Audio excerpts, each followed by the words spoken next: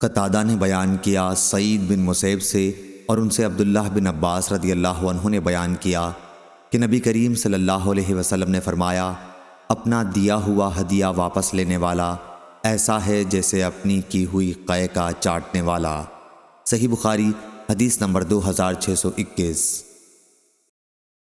ایوب نے بیان کیا اکرمہ سے اور ان سے عبداللہ بن عباس رضی اللہ عنہ نے بیان کیا کہ نبی کریم صلی اللہ علیہ وسلم نے فرمایا، ہم مسلمانوں کو بری مثال نہ اختیار کرنی چاہیے اس شخص کی سی جو اپنا دیا ہوا ہدیہ واپس لے لے،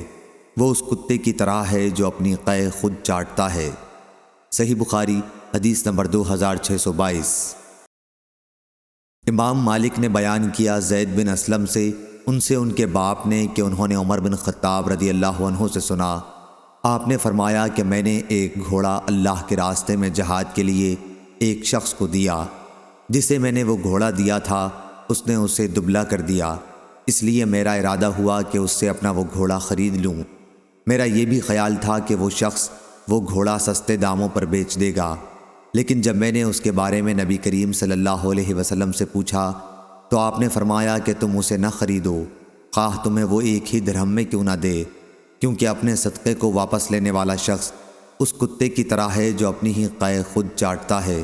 صحیح بخاری حدیث نمبر 2623۔